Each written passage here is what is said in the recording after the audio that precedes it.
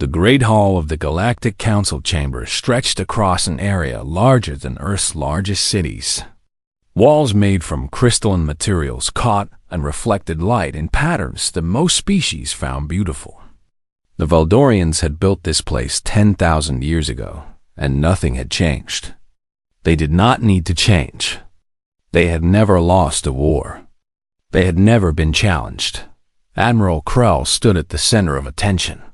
His body was composed of what humans would call crystalline structures. His skin reflected blue light, and his form seemed to shimmer as he moved. Krell had commanded the military forces of the Valdorian Empire for 200 years, and he had never faced a real threat. The races he conquered either surrendered immediately or died trying to resist. There was no middle ground. Behind Krell sat representatives from every major civilization in the known galaxy. The Zortians, with their metallic bodies and cold logic.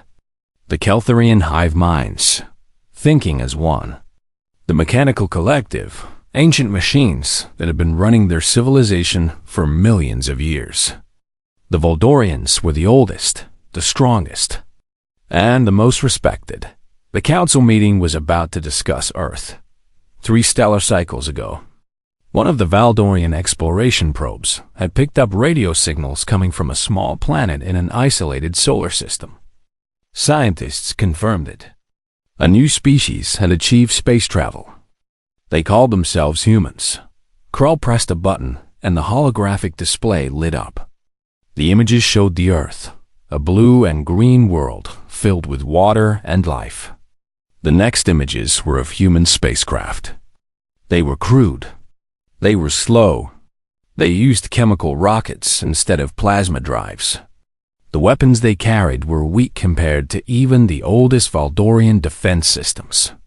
"How do we classify this species?" asked Ambassador Voltris. He represented the Zortian Empire, the second most powerful civilization in the galaxy. Krell did not hesitate. They are primitive.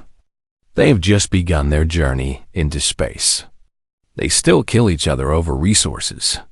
They break their own laws. They are not ready for the wider galaxy. One of the Mechanical Collective speakers, a voice that sounded like metal scraping against metal, asked, "Can they pose any threat?" Laughter filled the chamber. It was not mean-spirited laughter. It was the laughter of beings so far advanced that the question itself seemed absurd. "They have antimatter weapons," Krell said. "But our shields would handle them without difficulty. They have biological weapons of their own design, but they cannot reach beyond their own world with accuracy. They are, in all measurable ways, beneath our notice." Ambassador Voltris leaned forward. "What is your recommendation, Admiral?" Krell activated another holographic display.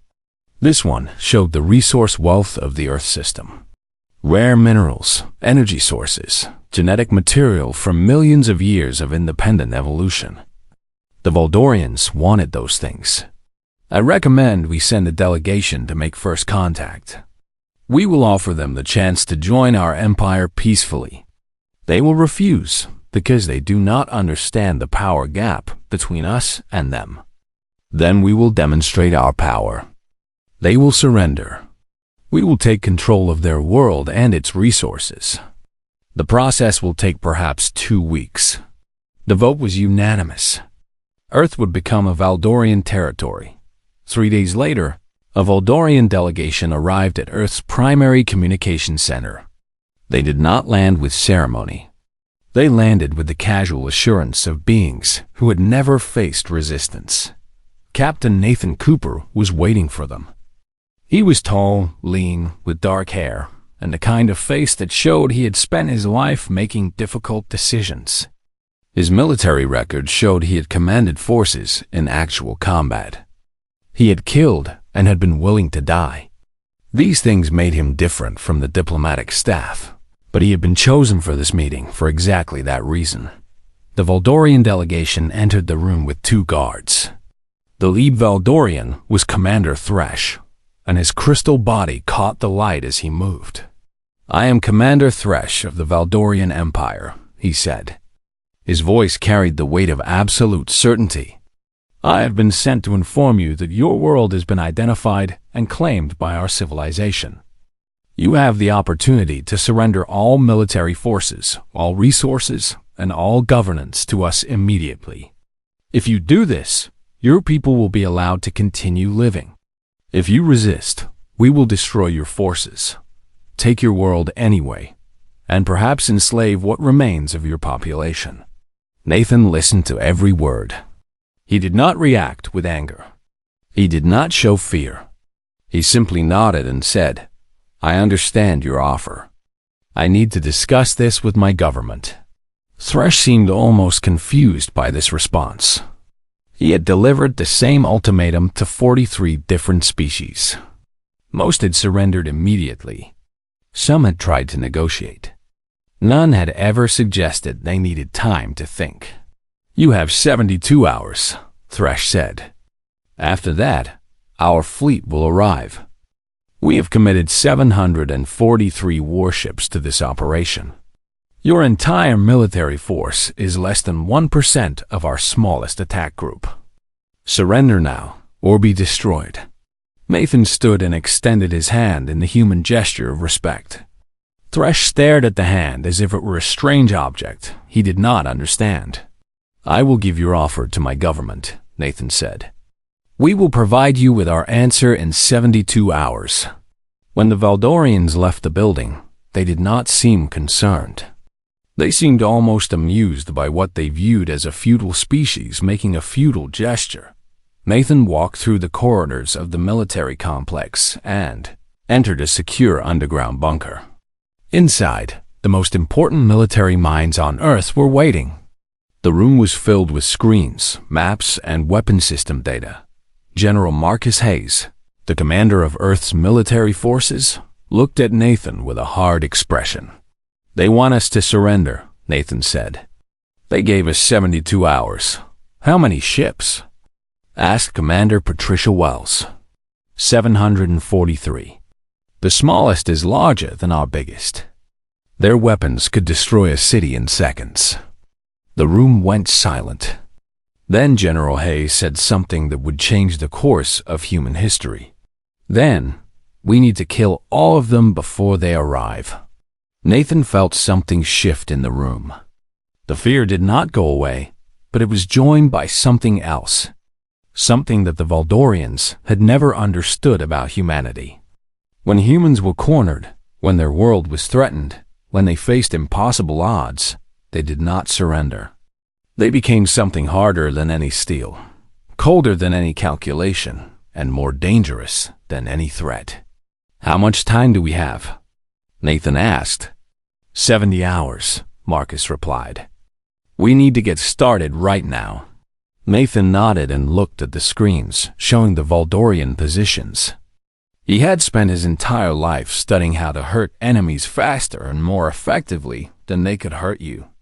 Now, for the first time in his life, he would need to do exactly that. The 72-hour countdown began, and humanity stopped being a species that could be dismissed.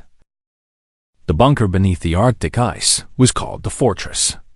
It had been built 30 years earlier, in secret, by governments that understood one simple fact. The universe was not safe for weak species. If humanity wanted to survive on its own terms, it needed to be ready for anything. The walls of the fortress were lined with screens.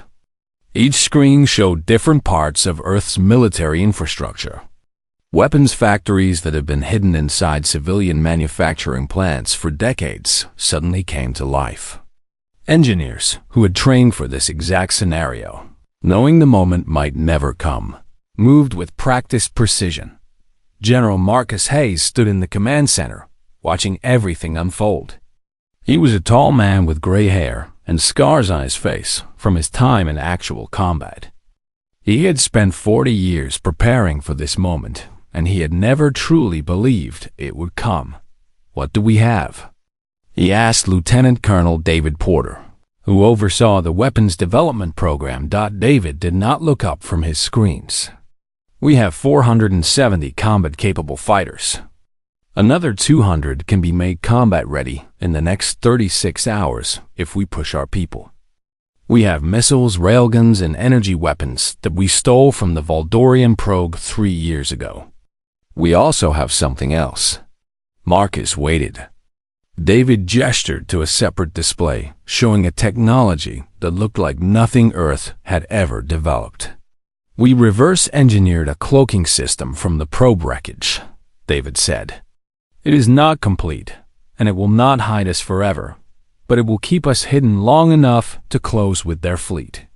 Once we are close enough, the cloak will fail, but we will be within weapons range. Marcus felt something cold move through his chest. This was the kind of gamble that could either save all of human life or end it completely. How many ships can we cloak? He asked. 120, David answered. Maybe 150 if we strip some systems from older models. Do it.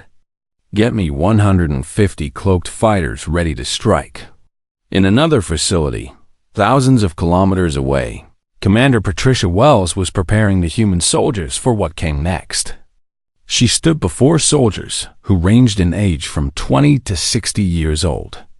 Most had never seen real combat. Many had joined the military just for the job security and paycheck.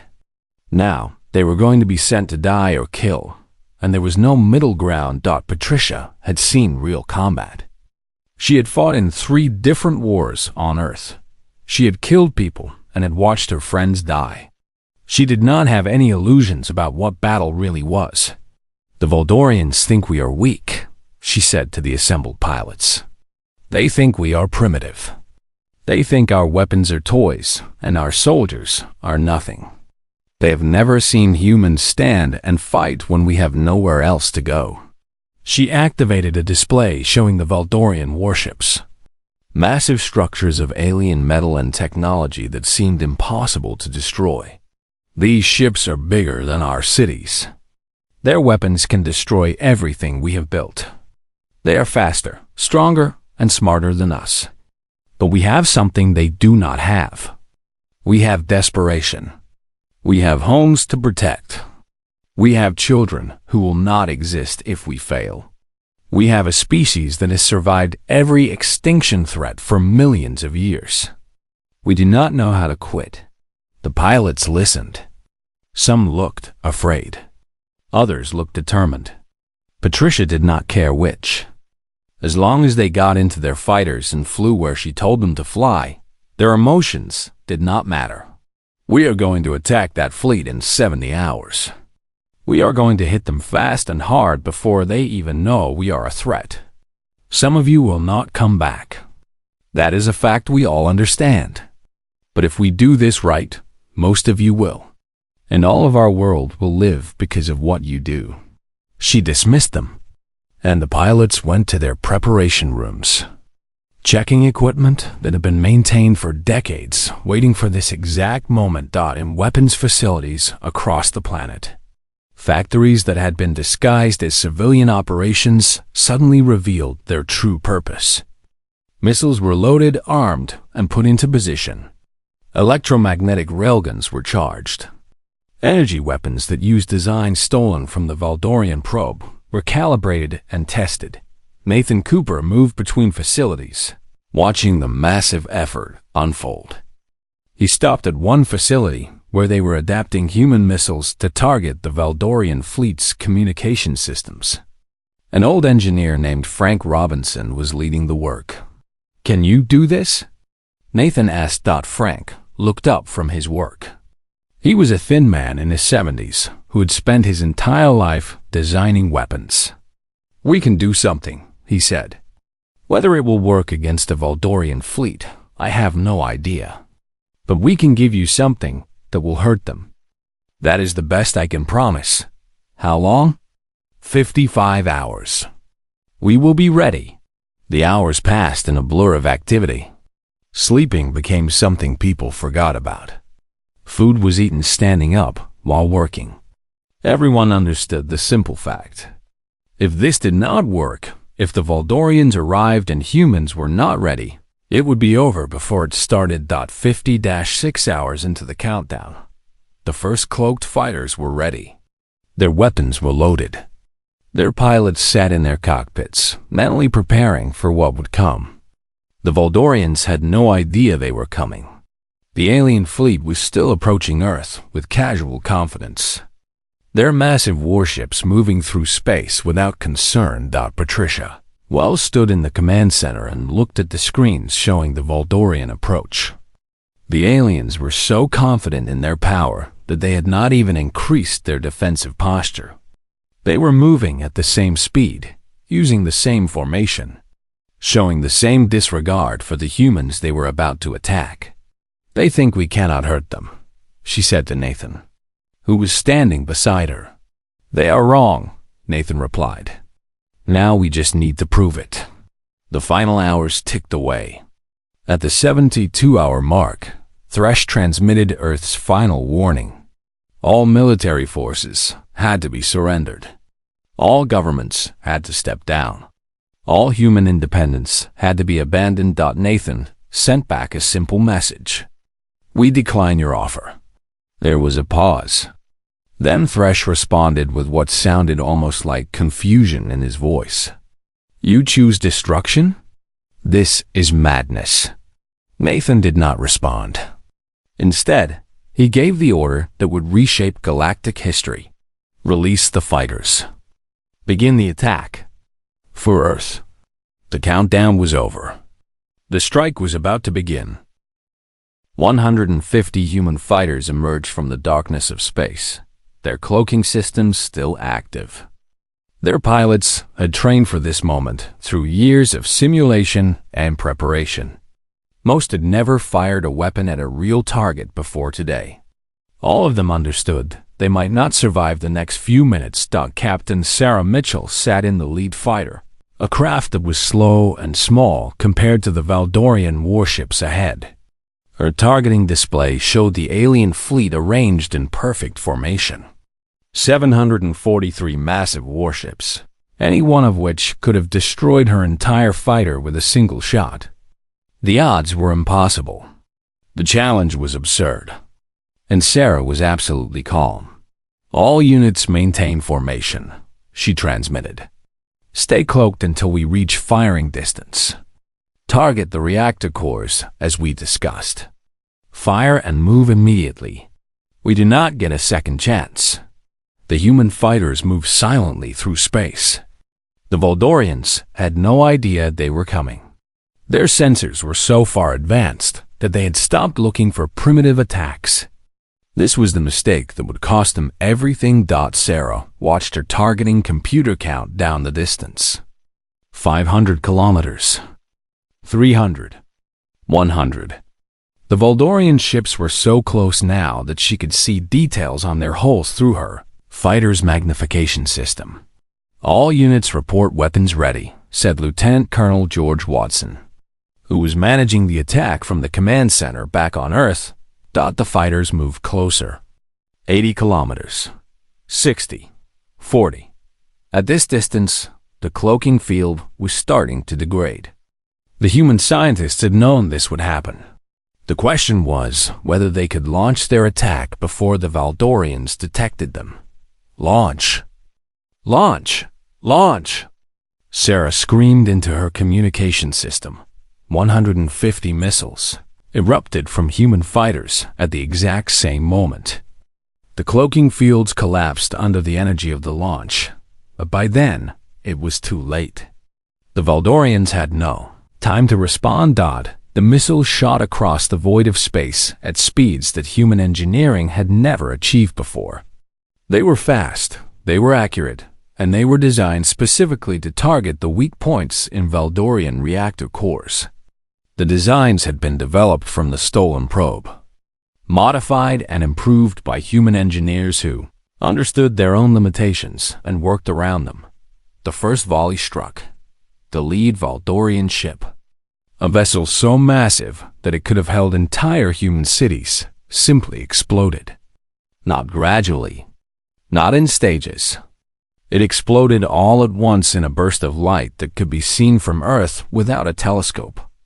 The reactor core detonated, and everything the ship had been ceased to exist in an instant. The second and third ships fell seconds later. Then the fourth. Then entire squadrons of smaller Valdorian vessels.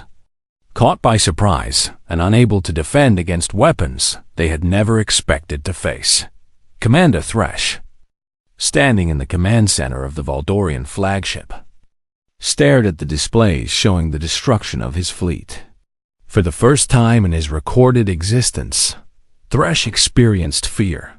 "Activate all defensive systems," he screamed. "Return fire.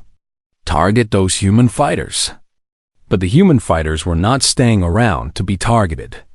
Sarah Mitchell and her pilots had already executed the second phase of their attack. They moved at maximum speed toward their secondary targets, leaving the Valdorian fleet struggling to understand what had just happened. The second wave of human weapons was already in the air.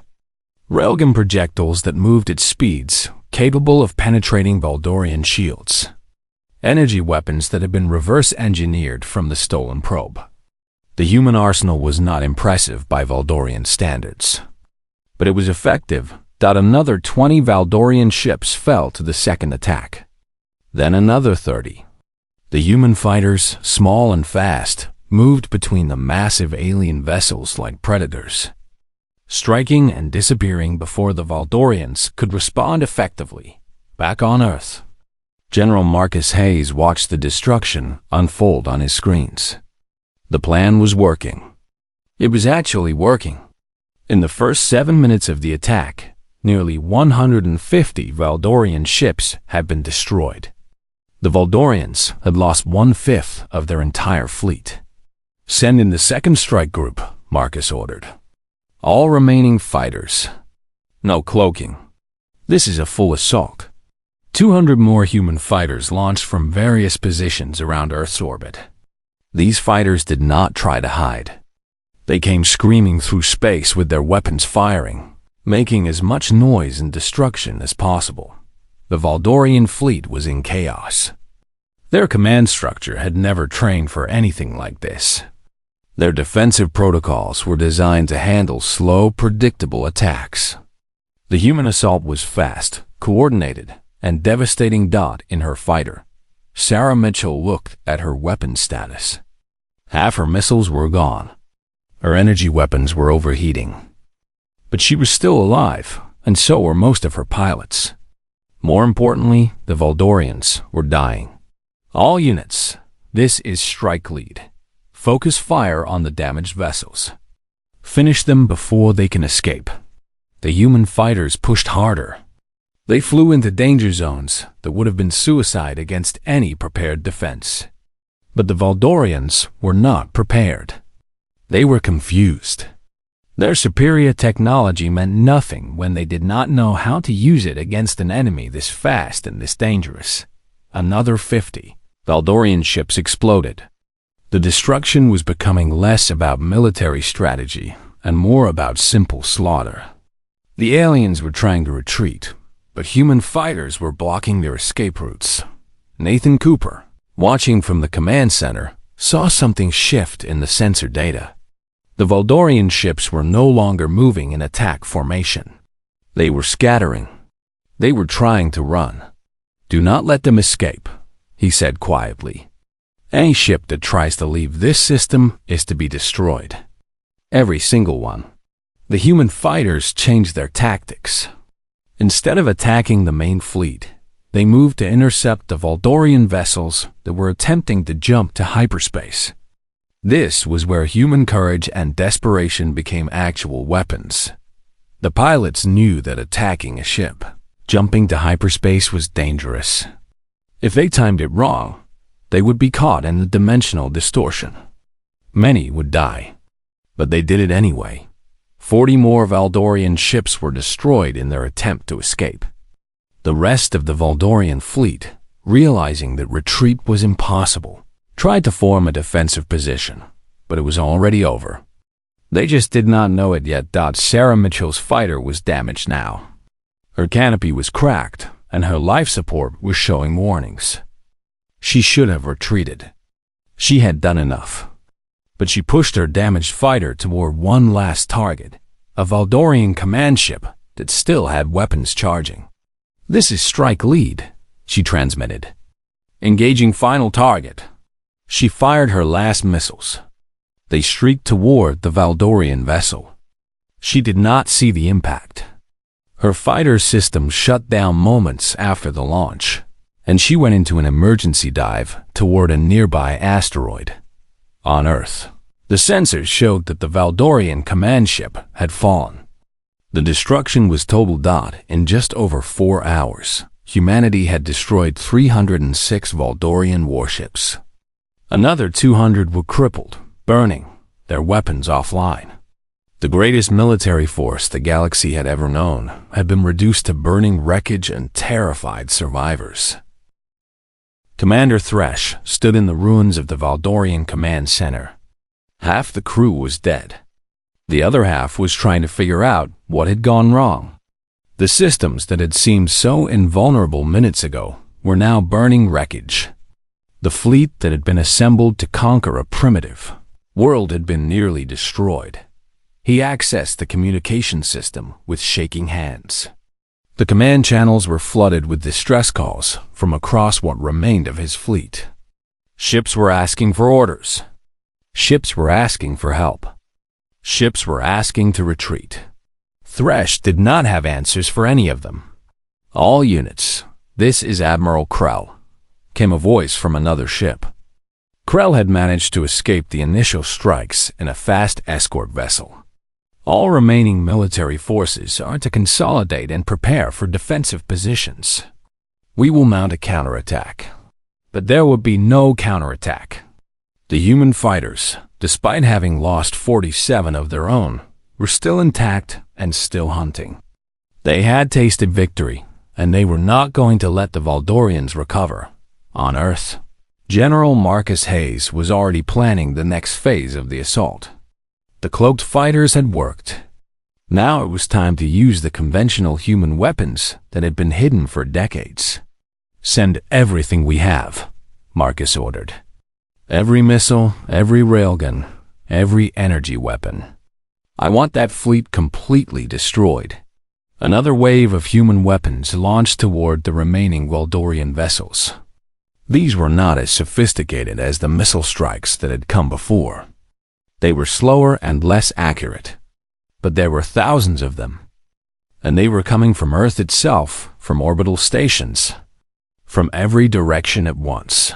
The Valdorian ships tried to defend themselves, but their shields were damaged, their weapons were depleted, and many of their best commanders were dead. The attacks continued for another 3 hours. Ships fell one after another. Some exploded in sudden flashes of light. Others broke apart slowly, venting atmosphere and crew into space. Admiral Krell made a decision that would define the rest of his long life. He ordered his remaining forces to stop fighting and to attempt to surrender. "This is Admiral Krell of the Valdorian Empire," he transmitted to Earth. "We request immediate ceasefire and terms of surrender. We will withdraw all remaining forces from Earth space. We will provide compensation for the destruction we have caused." Nathan Cooper received the transmission in the command center. He looked at the screens showing the remaining Valdorian forces. They were broken, damaged, and desperate. They were also still a threat if they could somehow recover. "Do not accept the surrender," Nathan said. "Continue firing until all hostile vessels are either destroyed or disabled." The order shocked the officers around him. Patricia Wells, who was still in the command center, turned to look at Nathan with an expression of concern. "Sir, they are trying to surrender," she said. "They killed 1,473 humans in the orbital strikes during the battle," Nathan replied. His voice was calm and steady. "They came here to enslave or kill us all. We will accept their surrender only when they are no longer capable of threatening any human being." The weapons kept firing. The destruction continued. 70 more Valdorian ships were destroyed. Another 100 were damaged beyond any possibility of repair, Finally, with fewer than 50 ships remaining, the Valdorians could fight no longer. The weapon systems failed. The shields collapsed. The engines stopped responding. The remaining Valdorian vessels were nothing more than dead metal drifting through space. Only then did Nathan order the attacks to stop. "Cease fire," he commanded. "All human forces stand down. Send out medical and rescue vessels.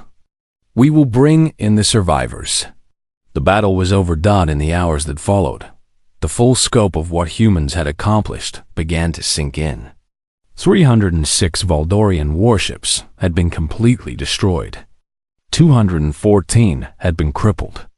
Only 47 had managed to escape to tell the story of what had happened. The Valdorian Empire had suffered the worst military defeat in its 10,000-year history. The Galactic Council convened an emergency session. The reactions ranged from shock to disbelief to fear. The species that had dismissed humans as primitive had been proven catastrophically wrong. Ambassador Voltris, representing the Zortian Empire, was the first to speak. "We need to understand what happened here," he said. "How did a species we classified as primitive destroy the most powerful military force in the galaxy?" Krell stood before the council, his crystal form no longer shining with pride. He was broken by what he had experienced. The humans had done something to him that money and power could not fix. They had taught him fear. "We underestimated them," Krell said. "We saw their technology and judged them by that alone. We did not consider their determination. We did not understand that a species born on a harsh world, forced to fight for survival, would develop something we could never measure with our instruments." "What do you mean?" asked the mechanical collective. Krell looked at the displays showing Earth. Below, a species was celebrating, helping the wounded, mourning the dead, and preparing for whatever came next. "They have desperation," Krell said. "They have the knowledge that they can be destroyed. They have loved ones who depend on them.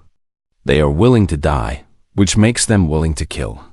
We have never fought an enemy like that, because we have never faced an enemy that had so much to lose." The council members looked at each other with concern. The universe had suddenly become a much more dangerous place. The Valdorians, the most powerful species known, had been defeated by a world that was supposed to be primitive. In other parts of the galaxy, word of the battle spread quickly. Every spacefaring civilization was watching to see what would happen next. Some began calculating if they could benefit from the Valdorians' weakness. Others began thinking about how to protect themselves from this newly discovered human power. Commander Thresh, one of the few Valdorians to survive, made a private recording that was transmitted across the galaxy. In it, he did something that no Valdorian had ever done before. He told the truth. "The humans are not weak," he said. "They are not primitive. They are the most dangerous species I have ever encountered, because they fight not for power or conquest, but to protect what they love. Do not make the mistake we made. Do not underestimate them. Do not attack them. The universe learned today that Earth belongs to the humans, and the humans will destroy anyone who tries to take it from them." The recording ended, and the universe fell silent, thinking about what it had just learned. Nathan Cooper stood on the observation deck of the orbital station, looking down at Earth. The world had changed forever in the last 48 hours. Humanity had stopped being a species that existed on the margins of galactic awareness and had become something that every major civilization would have to acknowledge. The cost had been high. 1,473 humans had died in the battle. Thousands more had been wounded. Orbital installations had been damaged. But they had survived. More than that, they had won. The communication system chirped, and a message arrived from the Galactic Council. They were requesting a conference with human representatives. They were offering to restructure the council to include Earth. They were offering to recognize human independence. They were offering everything they had been planning to take away just days before. Nathan did not respond immediately.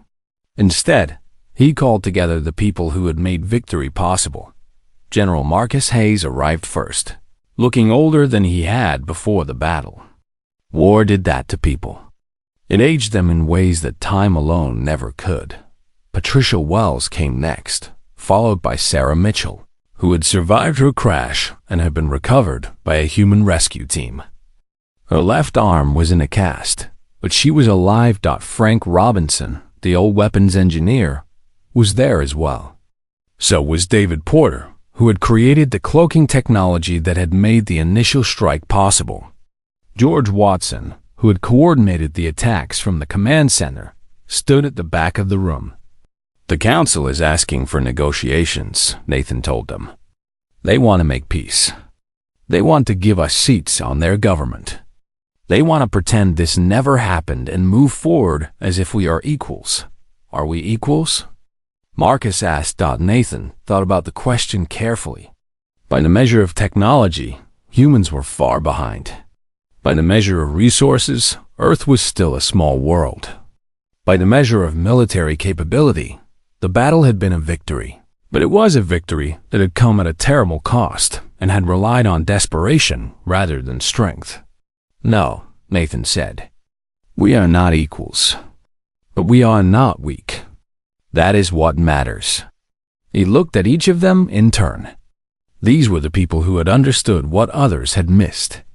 They had understood that humanity had a strength that could not be measured in gigawatts or kilometers. They had understood that a species that had survived on a harsh world, that had learned to kill and die for what mattered, possessed something that advanced technology alone could never replicate. "We will go to the negotiations," Nathan continued. "But we will go as a species that has proven we cannot be conquered. We will not ask for mercy. We will not ask for special treatment. We will demand recognition of our right to exist, to grow, and to protect ourselves. If the Council agrees to this, we will negotiate in good faith. If they refuse, we will defend ourselves again, no matter the cost."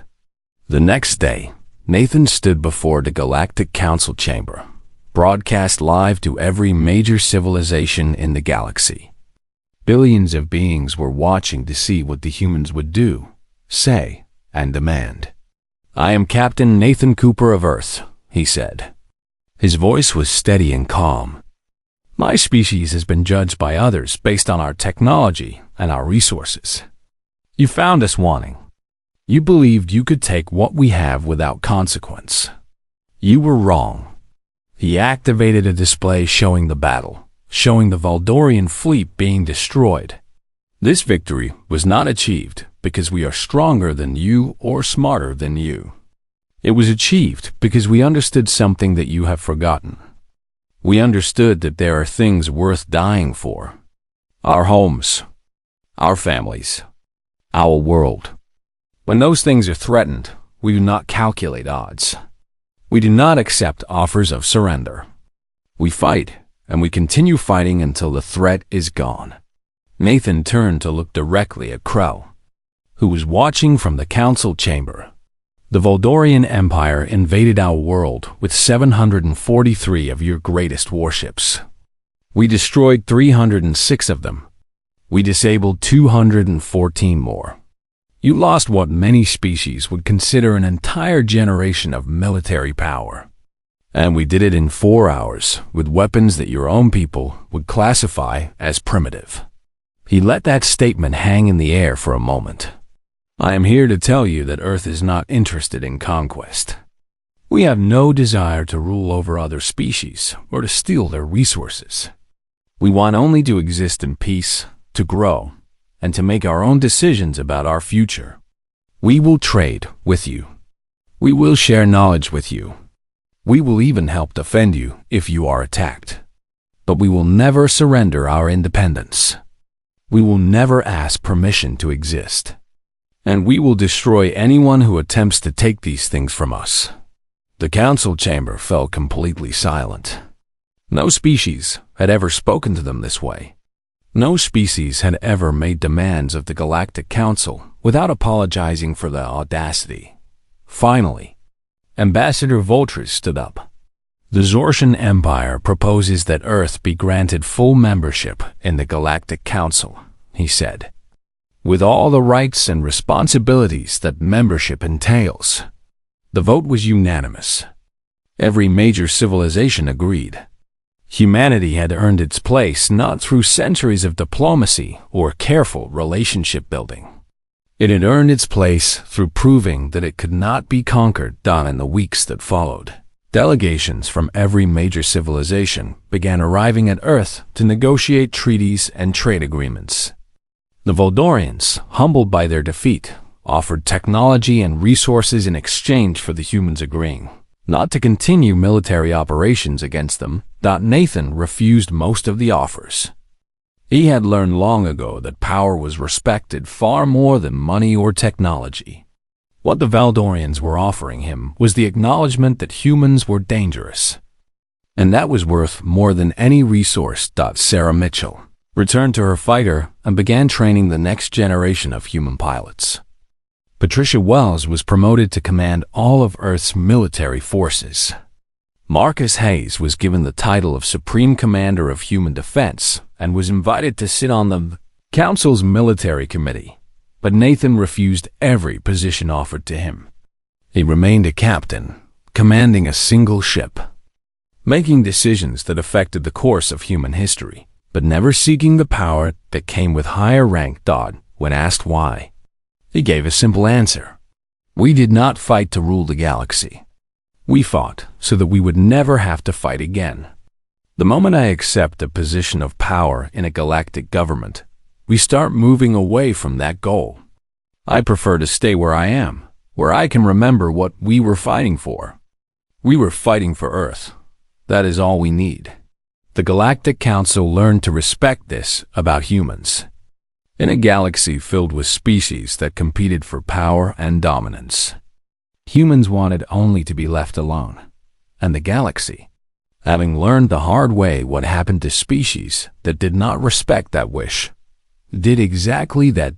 Years later, when new species came to the stars and heard the story of how humans had destroyed the Voldorian fleet, they learned the most important lesson the universe had to offer. You could judge a species by their weapons and their wealth and their technology. But true strength came from somewhere deeper. It came from a willingness to stand and fight when every rational calculation said you should surrender. It came from understanding that there were things more valuable than life itself. It came from knowing that a species that loved something more than it loved survival was the most dangerous thing in existence. Earth had taught this lesson to the galaxy, and the galaxy had learned to never forget it.